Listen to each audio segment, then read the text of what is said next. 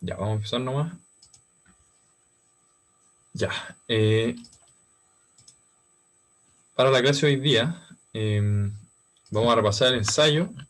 Y yo sé que yo les tengo prometido un repaso de la última parte que vimos, de toda la parte como de calor. Así que mi idea sería el próximo jueves hacerla. Así que eso. Y bueno, pues somos poquitos, así que idealmente traten de preguntarme todas las dudas que tengan con respecto al ensayo. Aprovechen de quedarse sin duda y después si quedamos con tiempo y tienen dudas de otras cosas, me preguntan también.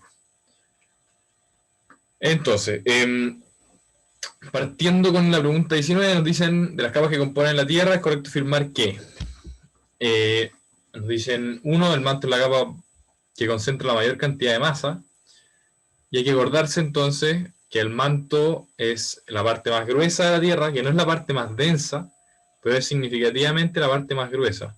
O sea, está la corteza, que es súper flaquita y súper poco densa, que es donde estamos nosotros al final. Todo el manto, que es súper ancho y una densidad considerable, y después el núcleo, que es bastante chico, pero con alta densidad. Igual es una pregunta media tramposa, no tendrían por qué habérselo sabido necesariamente, según yo, pero efectivamente el manto es lo que más masa tiene, la capa de más masa, que es mucho más grande que la otra. Después nos dicen el núcleo externo es de mayor extensión que el interno y se encuentra en estado líquido. Eso es verdad y eso lo vimos un poco. Acuérdense que el núcleo interno es la parte que es sólida, como por las presiones que tiene. Lo demás es líquido a temperatura. Y después la capa de menor densidad y menor profundidad corresponde a la corteza, la cual se divide en continental y oceánica. Bueno, eso también es correcto. Así que la alternativa correcta en este caso es la E, que serían las tres. Estos son un poco conceptuales nomás. Yo creo que esta era la más tramposa.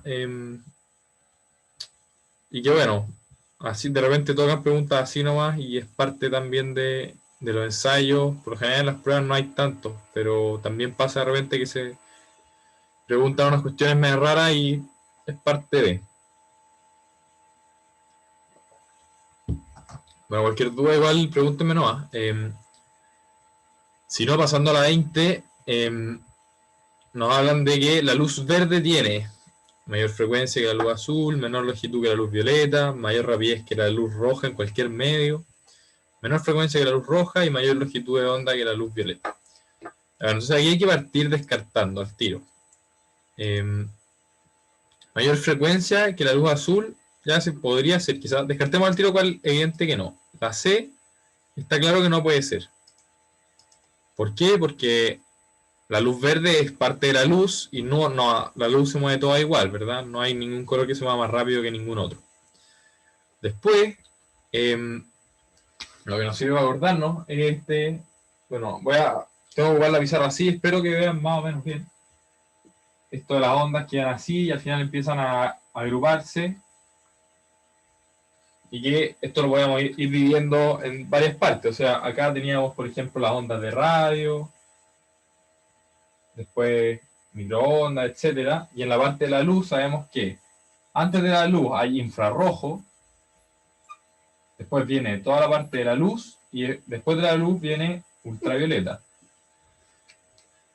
¿Cómo me acuerdo yo del infrarrojo y del ultravioleta? O sea, sé que van en ese orden y hay que acordarse, infrarrojo es menor, infra. Entonces tiene una frecuencia menor al rojo. Ultravioleta es ultra, entonces tiene una frecuencia mayor al violeta. Y acordémonos que la frecuencia y la longitud de onda son inversamente proporcionales, porque tienen que mantener la velocidad de propagación. Y velocidad de propagación es igual a la longitud de onda por frecuencia. Entonces, viendo esto, nos preguntas por la luz verde y quizá yo no sé bien dónde está, pero sé que está en el medio de estas dos. No es ni rojo ni violeta. A este extremo va a estar el rojo, a este extremo va a estar el violeta. Entonces, viendo esto, el verde yo sé al tiro que tiene que tener mayor frecuencia el rojo y menor frecuencia el violeta. No tengo para qué saberme necesariamente el espectro por dentro. Pero viendo eso, ese menor frecuencia que la luz roja, no. Tiene menor longitud de onda, pero mayor frecuencia. Menor longitud que la luz violeta. No, po. Tiene mayor longitud de onda, pero menor frecuencia. Mayor frecuencia que el azul, eso quizás podría ser, de nuevo. Si que de verdad lo miro, o sea, si me sé de verdad cómo se ordenan los colores, no es verdad, pero esta de acá, mayor longitud de onda de la luz violeta, sí, po. ¿Y por qué? Porque está a la izquierda de la luz violeta, bueno, no sé qué lado lo ven ustedes, en verdad, pero está hacia este lado, que es donde la longitud de onda es más larga y la frecuencia es más chica. Entonces, quizás más de alguno se equivocó con la A, pero al final traten de ir descartando en este tipo de preguntas, es mi recomendación. Eso con la 20, de nuevo, cualquier duda, pregúntenme nomás.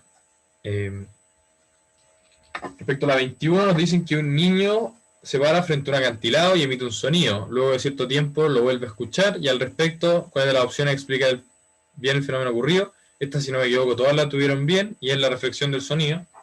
Y que es un poquito como fácil, no es una pregunta de mucha complejidad.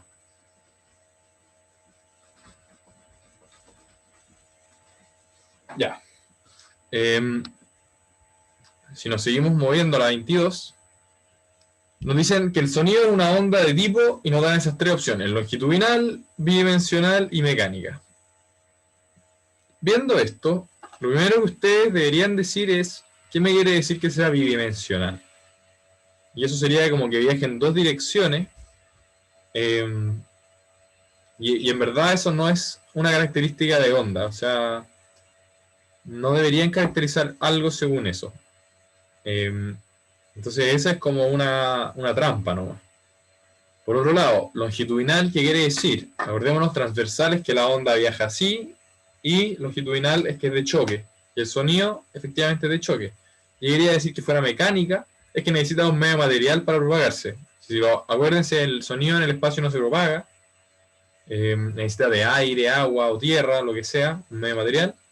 Sin eso no se puede propagar. Entonces también es mecánica. Y sería la C, solamente 1 y 3. Después la pregunta 23 nos hablan de dos ondas que se encuentran en un mismo punto y el resultado de este encuentro es que la amplitud en algunos puntos crece y en otros disminuye. Si las ondas se encuentran fuesen de sonido, entonces el sonido resultante debido a lo anterior. Entonces lo que nos están hablando acá es de interferencia. No sé si se acuerdan bien, pero es uno de los fenómenos que vimos. Lo veíamos acá como si teníamos una fuente de luz aquí y otra fuente de luz acá, y hacían como estas ondas. Iban a haber partes en que la interferencia iba a ser destructiva. Entonces, por ejemplo, acá no iba a haber nada, y iba a haber otras partes en que acá se iba como a aumentar la luz. Claro, yo les decía que puede sonar súper loco, pero que dos parlantes haciendo un ruido similar puede ser que en algunas partes de una pieza haya silencio y dos lámparas o dos fuentes de luz pueden generar sombra también, como partes donde se va a ver sombra de las partes que están iluminadas. Suena súper loco, pero eso pasa. ¿Y qué es lo que pasa en estos puntos? Al final, en este punto, por ejemplo, y en este punto, no es que la frecuencia cambie, no es que cambie la longitud de onda, la velocidad de propagación de la onda sigue siendo la misma, sigue siendo luz. Entonces no cambia ni la frecuencia ni la longitud de onda, tampoco cambia el color, nada de eso cambiaría. Piensen, están entre dos parlantes que están emitiendo la misma nota do, por ejemplo. Tampoco va a cambiar la frecuencia en la que la escuchan, que es el timbre. Nada de eso va a cambiar. ¿Qué es lo que cambia? Bueno, primero que nada, este se anula completamente, podría ser. Pero es una información que no me queda clara, y más encima me están diciendo que en algunos puntos crece y en otros disminuye. Y me estaba hablando de la amplitud. Y hay que acordarse que la amplitud se relaciona con la intensidad.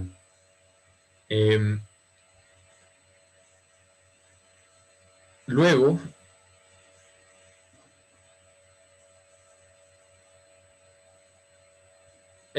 está acá. Puede ser que haya partes donde se anula completamente, pero me están hablando de puntos donde crece y otros que disminuye. Entonces, en los que crece claramente no se va a estar anulando completamente. Después, estos primeros dos ya dijimos que no, no cambia la velocidad de propagación y esas cosas en general no cambian por cosas tan sencillas. Por lo general son cambios de medio lo que cambian esas cosas. Se anula completamente, dijimos que no, y viajará más rápido en algunos puntos y más lento en otros, tampoco. Por eso sería como si está cambiando de medio, que no es el caso. Entonces, la respuesta correcta sería la C. De nuevo, porfa, cualquier duda, me preguntan nomás. Después de esta pregunta, que creo que también la mayoría tuvo buena, nos hablan de la fuerza gravitacional y que ustedes tienen que, para responder esta pregunta, pensar, y siempre que piensen en fuerza gravitacional, si es que dos cosas tienen masa, da lo mismo a la distancia que estén, va a haber fuerza gravitacional. O sea, nosotros tenemos atracción gravitacional con galaxias que están a millones de años luz.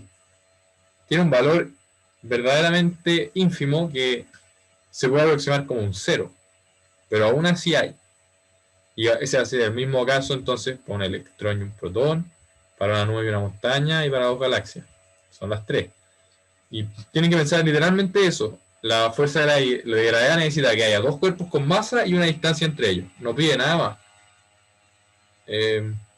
Entonces aplica para todos los cuerpos en el universo que tienen masa. ¿Para qué cosas no aplica, por ejemplo? Bueno, para una onda de luz. Para eso no aplica, pues una onda de luz no tiene masa. Así que eso, y el electrón y el protón, aunque tengan muy poquita masa, aún así tienen. Que también tiene que ser considerado. Eso es la 24, de nuevo, más bien conceptual. Después tenemos que un auto viaja hacia el norte a una rapidez de 20 metros por segundo. Y nos habla de que acelera durante 12 segundos, llegando a 26 metros por segundo. Ahí Felipe, sí, efectivamente era la E. Que es lo que yo estaba diciendo recién, pues, que al final estas tres cosas tienen masa. La nube tiene aire o aire cargado con agua, eso tiene masa también, aunque sea muy liviano. La montaña claramente tiene masa, las galaxias también tienen masa. Al final tenéis que pensar eso, pues. Si es que hay masa, da lo mismo la distancia, da lo mismo que tan chica la masa, va a haber fuerza gravitacional. De ahí a que sea significativa es otra cosa, pero de que va a estar ahí, va a estar ahí. Entonces, volviendo a la 25, tenemos. Y acá, porfa, avísenme si es que se ve más o menos bien, porque si no, anoto en el computador, ¿no? ¿Qué tenemos? Tenemos una velocidad inicial igual a 20 metros por segundo. Y aquí probablemente lo que les conviene es como fijar mi cámara con la que me ven a mí, no a la pizarra, porque si no lo van a ver muy chico. Ahí me imagino que igual deben saber hacerlo. Tenemos que la velocidad final son 26 metros por segundo. Tenemos que el tiempo son 12 segundos. Y nos pregunta por la distancia recorrida. Nosotros sabemos que la distancia es igual a la velocidad inicial por el tiempo más la aceleración por el tiempo al cuadrado partido en 2. Esa es la ecuación dinerante, si no me equivoco, se llama, la típica de movimientos acelerados. Entonces aquí nosotros tenemos velocidad inicial, tenemos tiempo, nos falta la aceleración. Entonces calculemos la aceleración. Sabemos que la aceleración, bueno, esto debería tener vector, pero no lo vamos a considerar porque en este caso no importa. Sabemos que la aceleración es la variación de la velocidad, o en este caso de la rapidez, en un cierto tiempo. Y esto es lo mismo que velocidad final menos velocidad inicial partido en tiempo. Entonces, la aceleración va a ser igual a 26 menos 20 partido en 12, y eso es igual a 0,5 metros partido en segundo al cuadrado. ¿Por qué metros partido en segundo al cuadrado? Porque la velocidad, metros partido en segundo, partido en tiempo, partido en segundo, entonces metro partido en segundo al cuadrado. Ahora tenemos que meter los números nomás. Y la distancia entonces va a ser los 20 metros por segundo por los 12 segundos en lo que está recorriendo, más ese 0,5 por 12 al cuadrado partido en 2. Y esto es lo mismo que 440 me da la primera parte, más esto es lo mismo que 12 partido en 4, porque eso es un medio más otro medio, por 12. Eso es lo mismo que 3, entonces son 476 metros. Ahí si es que, o sea, ojalá si se ve bien, si me puede avisar alguien por el chat. Y aquí me equivoqué con los números. Este no es, este es 240, este es 276. Ahí sí. Entonces con eso sería la C. No sé si me pueden avisar si se ve la pizarra. O si no, hacerlo directamente. Ya, acá. Entonces eso era esa pregunta. Acá estuve viendo los resultados de esta y estos se equivocaron, o sea, como la mitad lo tuvo que ver, la mitad se equivocó y puso 312, que al final lo que yo me imagino que les pasó es que se olvidaron de ese 2. Y ahí cambia esa otra respuesta. Yo creo que por ahí va la cosa. No sé si queda alguna duda con la pregunta. Si queda, pregúntenme nomás. Y si no, pasamos adelante.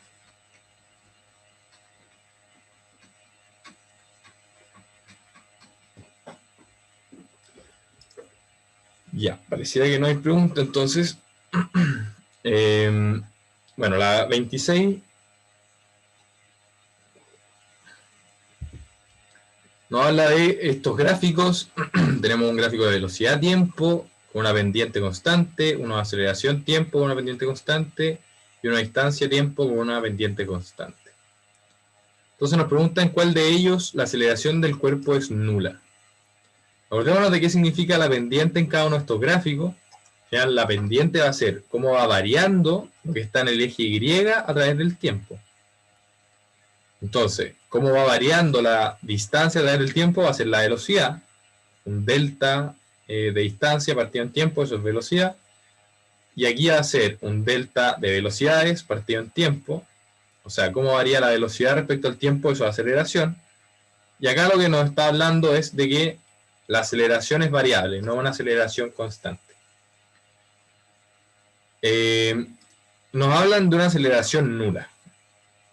Entonces, partamos de izquierda a derecha. Acá hay una aceleración que es, o sea, acá hay una aceleración que es constante, porque si yo miro en dos momentos de tiempo, varía lo mismo en el eje Y, o sea, la velocidad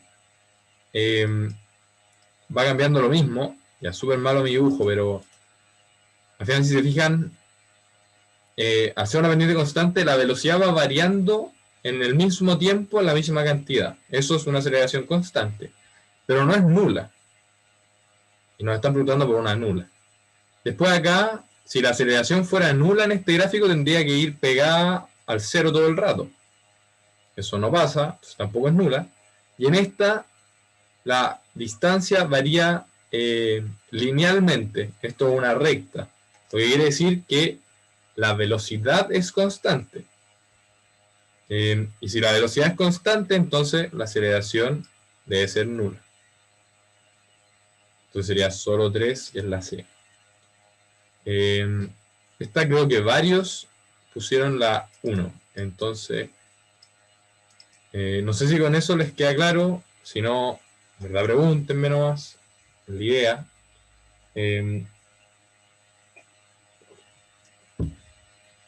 Pero eso, no se olviden que al final la pendiente es la variación de lo que está en el eje Y en lo que está en el eje Y. Entonces la variación de la distancia en el tiempo, eso es la velocidad. La variación de la velocidad en el tiempo, esa es la aceleración. Y acá esto va a ser una variación de aceleración en el tiempo, que ni siquiera le demos nombre para eso. El de posición, si tuviera aceleración del gráfico, tiene que ser exponencial tiene que ser exponencial o logarítmica. En general va a ser una recta curvada. Entonces, por ejemplo, va a ser así, si es que así sería si es que va desacelerando, si no me equivoco, podría ser así. Al final, si fuera así, ¿cómo se puede ver? Que, imaginémonos, en la mitad del tiempo recorre esta distancia y después en la otra mitad recorre esa distancia. Si se fijan, son cantidades muy distintas. También sería como lo otro que era, bueno, está quedando súper mal el dibujo, pero lo otro que era como así. En eso bajó esa distancia y después en eso bajó esa. Entonces, al final va a tener curva. Eso es lo que la diferencia. Y acá en este no.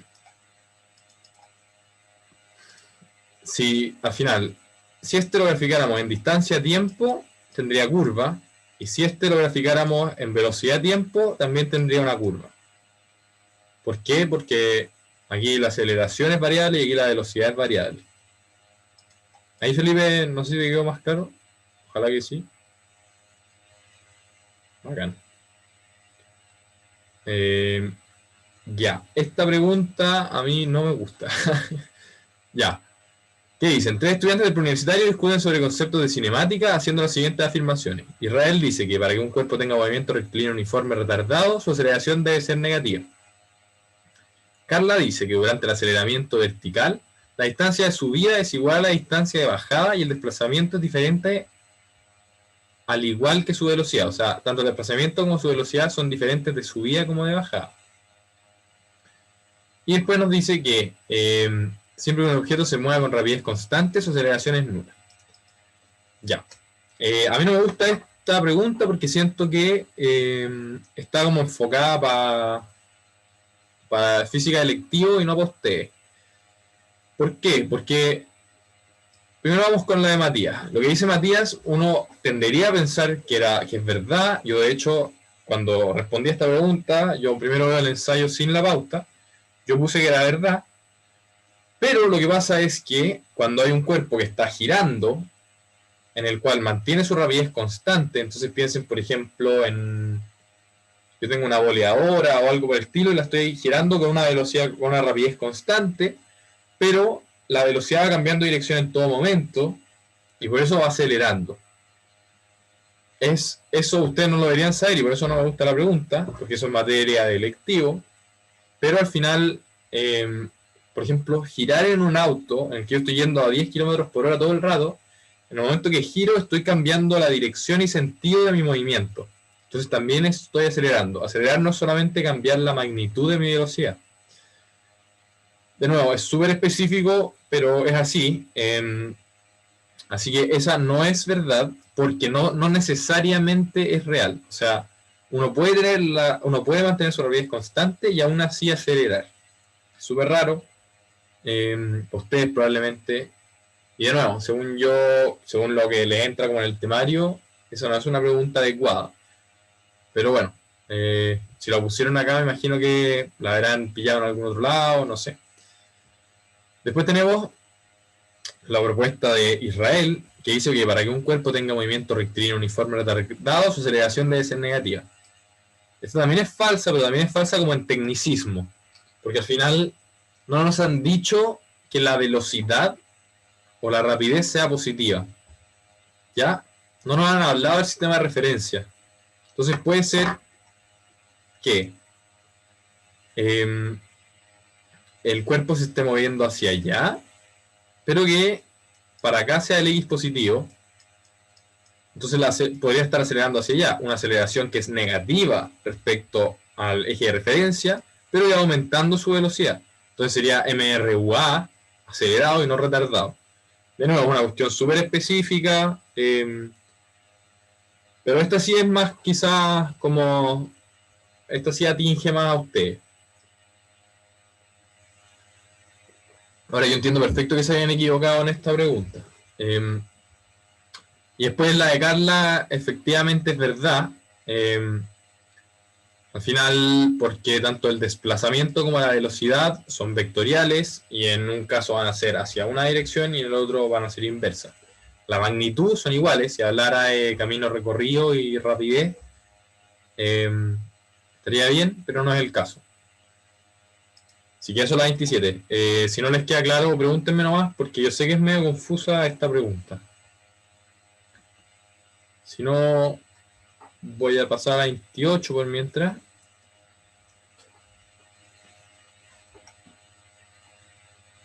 Ya, ¿por qué el desplazamiento es diferente?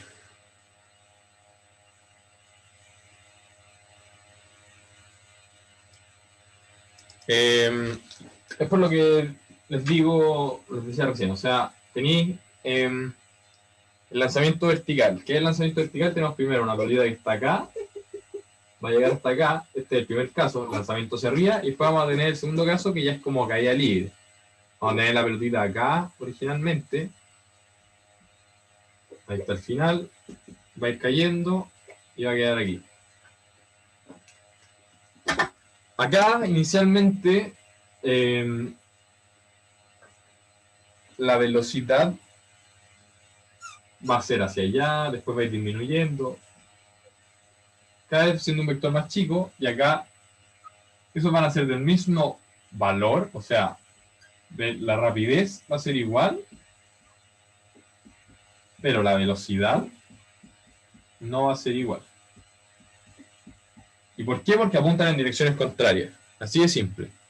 Y después el desplazamiento voy a pensarlo de una manera similar. El desplazamiento acá, por ejemplo, va a ser esto. Y el desplazamiento acá, por ejemplo, va a ser este.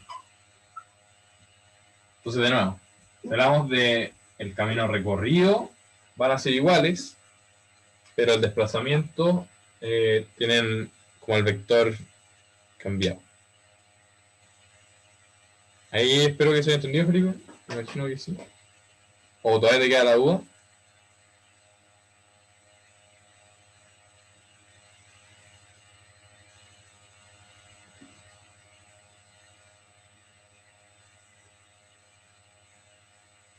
Ya, bacán. Ahí igual son, pucha, es como cuestión de conceptos y en verdad esta pregunta yo entiendo perfecto que como la hayan tenido mala. Yo, es lo que les digo, o sea, si yo hubiese dado el ensayo yo también lo hubiese tenido mala, así que es súper entendible y es como súper mañosa la pregunta. Como que en general estas preguntas hay que estar muy, muy atento para poder sacar la buena. Como que cuando son así de jodidas las preguntas, tampoco yo me calentaría tanto la cabeza con esas. Traten de mejorar más como en la materia que estén más débiles o en otras que sean numéricas y se hayan equivocado. Como que esas son mucho más mecanizables que este tipo de preguntas que hay que estar súper atento y que se tiene que ocurrir justo a la cuestión. Como que son más pencas estas preguntas, pero igual en la prueba hay preguntas así que, o cuando yo la doy al menos. Bueno, pasando a la 28, nos habla que Juan es un alumno que desea estudiar el comportamiento de la altura máxima alcanzada por un cuerpo cuando éste se lanza en forma vertical a través del vacío. Su hipótesis es que depende de la masa que se lance, ya que mientras mayor sea su valor, mayor será la fuerza de gravedad que actuará en contra del cuerpo que sube y por lo tanto a mayor masa, menor altura máxima. Y aquí nos dan los resultados y nos preguntan qué es lo que debería concluir. Vamos viendo alternativa por alternativa. El error que cometió fue pensar en la fuerza de gravedad, ya que cuando se hace vacío, deja de actuar esta fuerza. Eso podría ser el error, que ni siquiera es tan correcto como un error, pero nos hablan de los resultados. O sea, directamente ese no es un resultado, sería como una conclusión quizás. Después nos hablan de que la altura que alcanza el cuerpo depende de la velocidad de lanzamiento. Ok, ese podría ser una alternativa, que de hecho la mayoría de ustedes, si no me equivoco, puso esa, pero sigamos leyendo y al final eso es un poco que hay que hacer en estas pruebas, como cuando uno ve la primera y le parece que está buena, no la marca el tiro, hay que leer el resto. Claramente se aprecia que debió tener en cuenta el tamaño del cuerpo y no la masa. Aquí de nuevo están metiendo cosas como que no tienen nada que ver. No nos hablaban del tamaño del cuerpo, no es un resultado tampoco, porque no sale directamente del experimento. La altura máxima no depende de la masa del cuerpo lanzado. Ya, este también podría ser. Y después tendría que haber considerado lanzar con mayor velocidad los cuerpos de mayor masa y así podría haber demostrado su hipótesis. No, porque su hipótesis hablaba de, o sea, ahí cambia el experimento por completo. Su hipótesis es que depende de la masa que se lance, qué tan alto va a llegar. O sea, hay que tratar de mantener todo lo demás igual. Entonces tampoco sería. Y después entonces nos quedamos con la D y la B. ¿Cuál es la diferencia? La B puede ser una conclusión válida, pero no sale del experimento. La altura que alcanza el cuerpo depende de la velocidad de lanzamiento. Yo no sé por qué. Lo que yo tengo fue que al variar la masa, no, o sea, al variar la masa no varía ni la velocidad de lanzamiento ni la altura máxima alcanzada. Pero puede ser que si varío la velocidad máxima, puede ser que la altura máxima alcanzada sí cambie o que no cambie. Yo no sé, esto en teoría hay que verlo como un experimento en el que yo no sé nada. Hay que pensar así este tipo de ejercicios. Entonces yo no sé, porque no hay una variación de velocidad. Yo no puedo tomar conclusiones respecto a eso. Entonces la correcta es la D, porque yo estoy variando la masa del cuerpo y no cambia la altura máxima. Entonces ese es el resultado que yo puedo sacar directamente de acá. Lo otro es como una conclusión apresurada. Yo tendría que variar la velocidad una vez y ver si es que cambia la altura, pensándolo como experimento. De nuevo, esta pregunta es como medio enredada, pero bueno, hay preguntas así, es como parte de. Así que si no le quedó claro a alguien, por favor dígame. Si no, o cualquier duda, me dicen, ¿no? Si no, seguimos nomás. Bueno, esta pregunta es relativamente fácil, creo que todos o casi todos la tuvieron buena, si no me equivoco. Y nos dicen que un cubito de hielo flota en reposo en la superficie de un vaso. La resultante de todas las fuerzas que actúan sobre el cubito es. Acá lo esencial es reposo. Y hay que acordarse que cuando nos hablan de reposo, da lo mismo que la sumatoria de fuerza es igual a cero, no hay aceleración. Millaray, la anterior era la D. La altura máxima no depende de la masa del cuerpo lanzado. No, si no te queda claro, dime y lo revisamos. Ya. Si te queda alguna duda, me dices no así. Bueno, el 29 entonces. Ay, voy a aprovechar de pasar la lista, Espérame un segundito.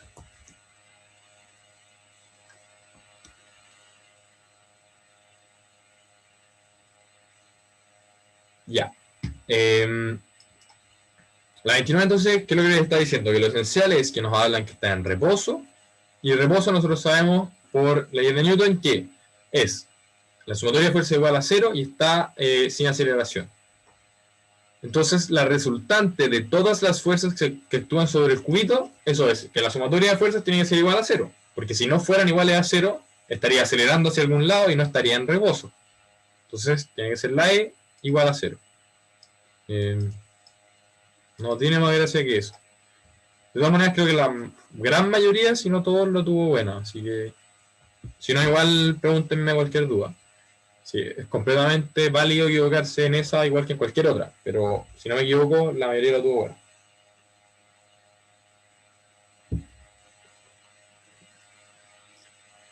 Ya, siguiendo entonces con la 30, tenemos que en el sistema de la figura adjunta las dos esferas tienen igual masa y se mueven con igual velocidad, de tal manera que el momentum total del sistema es de 60 kilogramos por metro por segundo, hacia la derecha.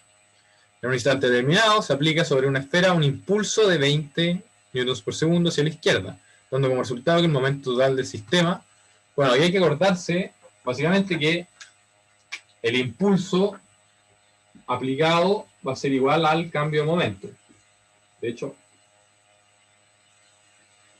sí. Y entonces me estaba hablando de que las dos pelotitas tienen en conjunto un momentum de 60 hacia la derecha y me están diciendo ahora qué pasa si es que le aplico un impulso de 20 hacia allá. Y me voy a soltar las unidades por sencillez nomás. Pero bueno. Y nada, finalmente lo que va a hacer esto, al final me hablan como que ese 20 va a ser aplicado en una de las esferas, pero hay que acordarse que todo el sistema tiene este 60.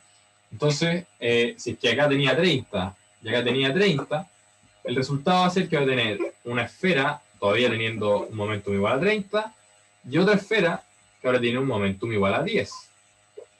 Entonces mi sistema, 30 más 10, ahora va a ser de 40. Con eso efectivamente disminuyó el momentum de mi sistema en 20 kilogramos por metro por segundo. Sería la alternativa B. Eso, al final lo principal acá era no confundirse que el momentum total, porque hablan del momentum total, no de que cada bolita tenga ese momentum. Pero eso. Cualquier duda, igual preguntan nomás.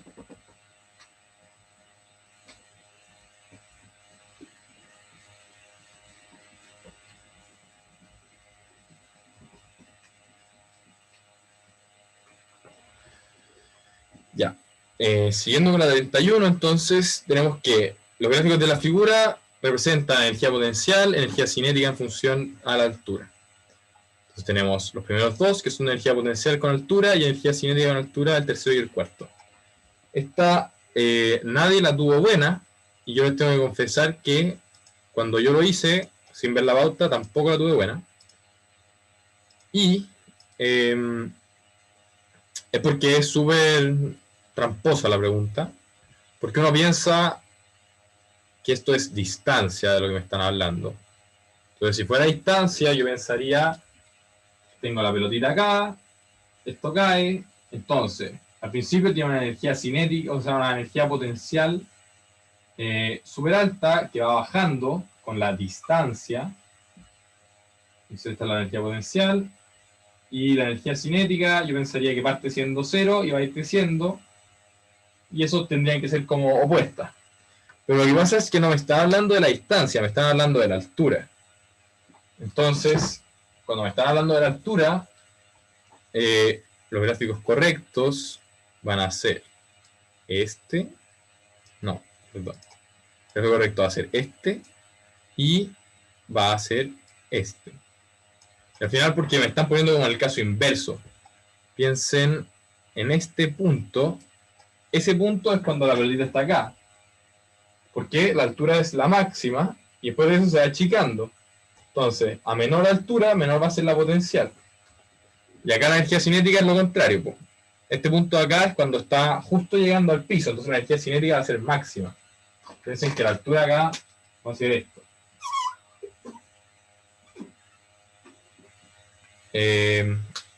Así que es la 1 y la 4 sería la D. No, como les comenté, todos ustedes y yo lo hubiésemos tenido mala. Y eso pasa a veces por no estar muy atento.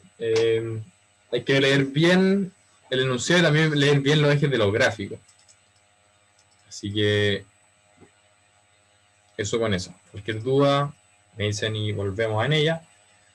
Si no, volviendo a la 32, esta creo que la mayoría tuvo buena, pero ya no estoy seguro.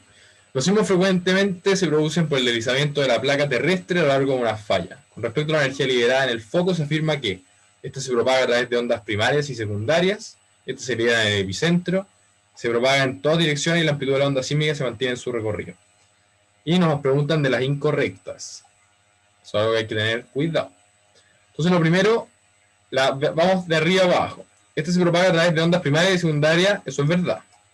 Acordémonos que están la primaria y secundaria, que son las que viajan, por decirlo así, y después en la superficie se producen las otras dos, que eran la de Love y de Rayleigh. Entonces, eso es verdad. Después, esta se libera en el epicentro. No, la energía se libera en el hipocentro. El epicentro es la parte en la superficie que está arriba del hipocentro. Entonces, esa es mentira. Y después se propaga en todas las direcciones, eso es verdad. Y la amplitud de la onda sísmica se mantiene. Eso es mentira. Como toda onda mecánica, va, igual que el sonido, mientras más lejos viaja, va perdiendo intensidad, va perdiendo su amplitud.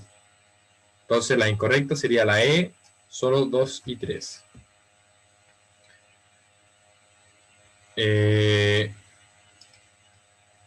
No sé si les queda alguna duda con esa. Si no, seguimos. Si cualquier duda, me paran nomás. Después entonces tenemos la 33, que nos dice de las siguientes afirmaciones, ¿cuáles son verdaderas? Siempre una sustancia que absorbe calor va a aumentar de temperatura.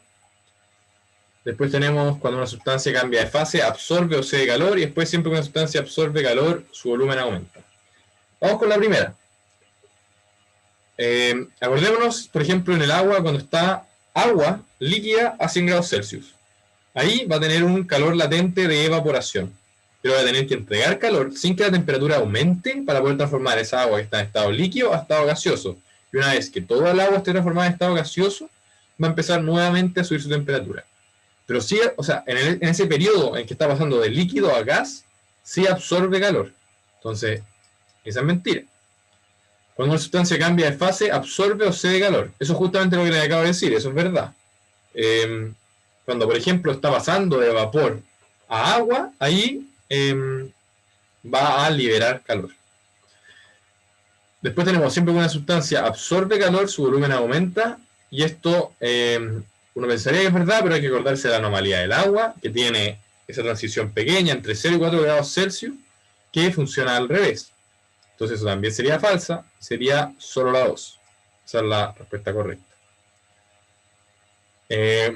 Yo sé que acá puede ser que, o sea, yo sé que acá varios sienten que están medio débiles y por eso mismo mi idea sería del próximo jueves, hacerles la clase. Me acabo de acordar de revisar si está grabando o no, y por suerte puse a grabar al principio, me morí de susto. Ya. Después tenemos la 34, que nos hablan de la conducción térmica. Creo que también prácticamente todos la tuvieron buena. ¿Qué nos dicen? La A, ¿puede tener lugar en y a través del vacío? No, la conducción térmica tiene que ser, son dos cuerpos a distinta temperatura que están en contacto y se traspasa calor entre ellos. Entonces, ¿implica el movimiento de materia? No, es el movimiento de energía, que es el calor al final.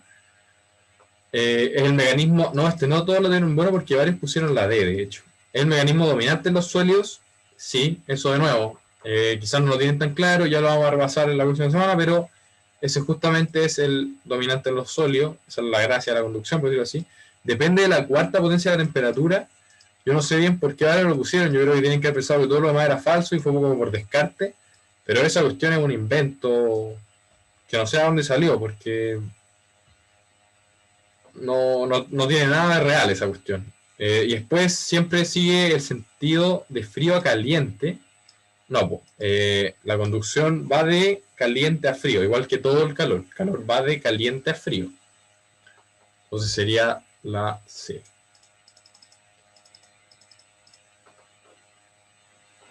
Ya, después tenemos la 35, o a menos de que haya duda, me preguntan, por favor. Después de la 25 tenemos respecto a la escala de temperatura llamada Kelvin, se realizan 5 aceleraciones. Y nos preguntan cuál es falsa. Primero, también es llamada escala absoluta. Sí, acordémonos cuál es la diferencia entre la escala Celsius y la Kelvin. La Celsius parte, o sea, el 0 Celsius es en Kelvin lo que es el 273 Kelvin. El menos 273 grados Celsius es el cero absoluto, que es donde las partículas ya no se mueven. Y eso es el 0 Kelvin. Entonces, así como Celsius dijo yo voy a poner el 0 donde el agua se congela, Kelvin dijo yo voy a poner el 0 donde la materia deja de moverse. O sea, los átomos, las moléculas dejan de moverse. Entonces, por eso se le llama el 0 absoluto. No hay una temperatura más baja que esa. Además, nos están diciendo que esta escala no toma valores negativos. Eso también es verdad. Pues. Él dijo, voy a tomar el número más negativo en Celsius y ese va a ser mi 0. Entonces solamente puedo subir de ahí en adelante. Después, a esta escala pertenece el 0 absoluto. Sí, eso es verdad. Pues el 0 va a ser el 0 absoluto. Todas estas tres primeras son verdad. Después, el 0 de esta escala corresponde al estado mínimo de energía de la molécula. Eso también es verdad. Casi no están moviéndose ya. Y después, a presión normal en esta escala, ¿el agua hierve a los 273 grados Kelvin? No, pues. El agua se congela a los 273 Kelvin. El agua hierve a los 373 Kelvin. Porque para pasar de Celsius a Kelvin tengo que sumar 273. Entonces, si es que el agua hierve a 100 grados Celsius, en Kelvin va a ser 100 más 273, 373 grados Kelvin. Cualquier duda me dicen, yo creo que queda más o menos claro. Y la última pregunta era si las ondas secundarias de un sismo no pueden llegar hasta el núcleo interno de la Tierra debido a que son ondas. Ya, esta pregunta es la que, de las como 3 o 4 que he dicho que no me han gustado, esta es lejos la que menos me gustó. Pero bueno, a ver. Descartemos cuáles no pueden ser. Que sean transversales, efectivamente son transversales, pero tenemos que pensar, ya era final, ya. Más fácil.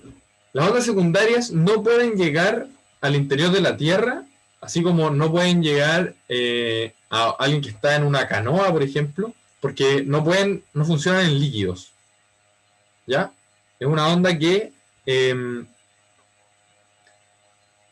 no funciona en líquido. Necesita moverse de manera sólida. O sea, claro, necesita traspasarse en sólido al final. Uy, ya. Entonces, lo que pasa es que, claro, no llegan al núcleo interno porque el núcleo interno tiene toda una capa externa, que es el núcleo externo, que es líquido. Entonces, llegan las ondas primarias, pero las ondas secundarias no pueden llegar porque está cubierto de líquido y no puede atravesar líquido.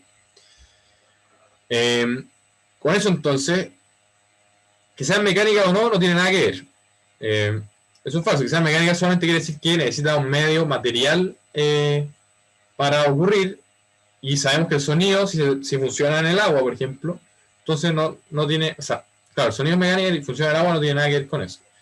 Después, es de presión. Tampoco tiene nada que ver, el sonido es de presión y no tiene nada que ver y esta de hecho no es de presión. Acordémonos que las primarias eran las longitudinales en los sismos y que las secundarias eran transversales. ¿Ya? Y las de presión son los longitudinales, entonces no es de presión ni siquiera. Después dicen que son muy lentas. Eso no es verdad, acordémonos que es la segunda más rápida, por eso es el nombre secundaria, y tampoco tiene nada que ver la velocidad de si se va a propagar o no en agua, o sea, en líquido. Después de baja energía, eso también es mentira, depende de qué tanta energía se esté liberando en el sismo.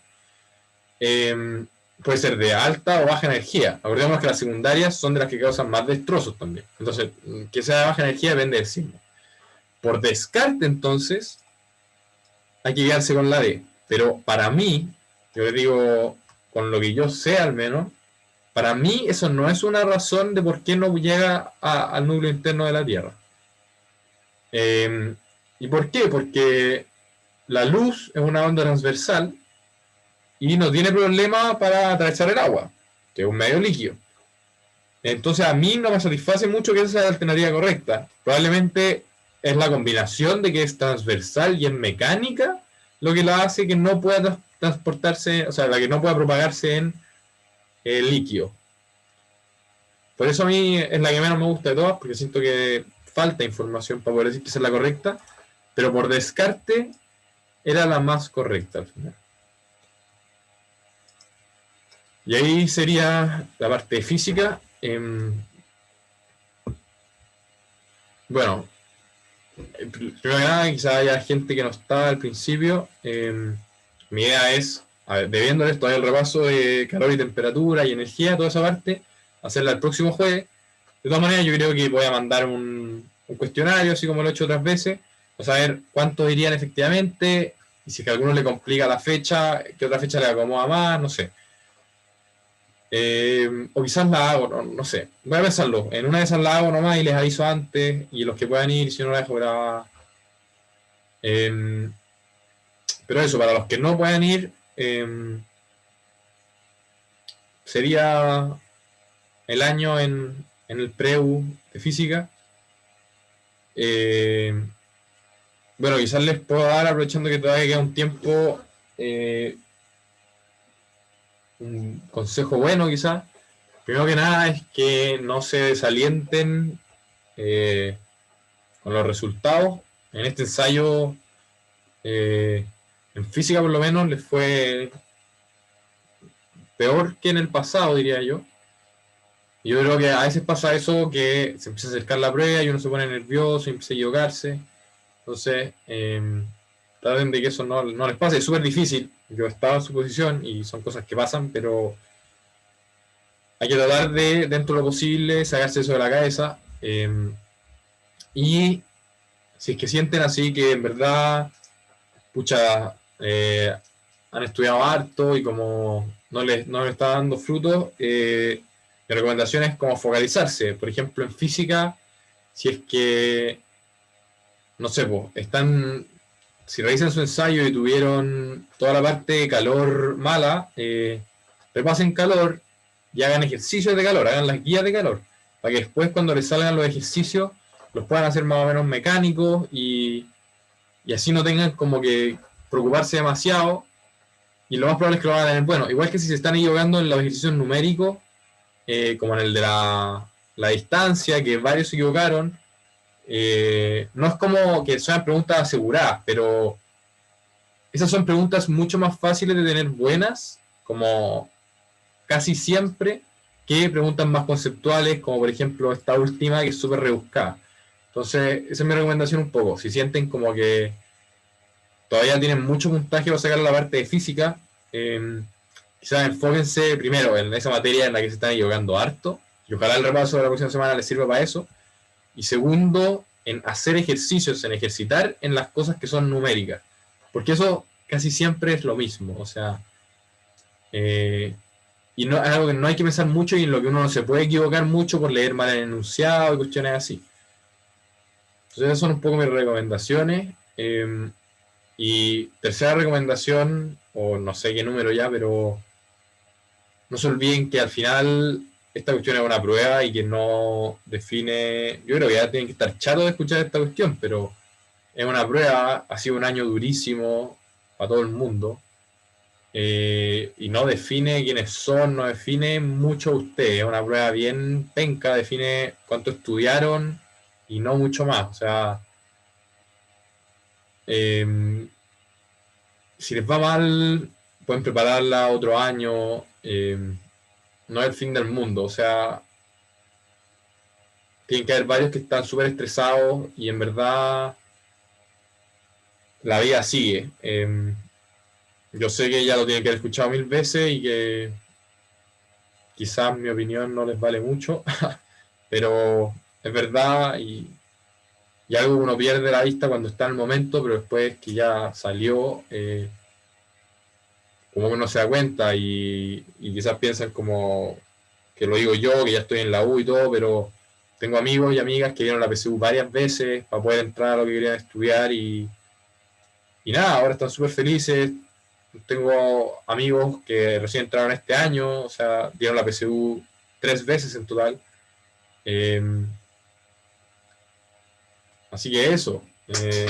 En verdad, no se desanimen, traten de darle con todo, pero también cuídense y disfruten de la vida dentro de lo posible. Y eso. eh, Eso sería la clase de hoy. Eh, Así que eso, para los que no vayan a estar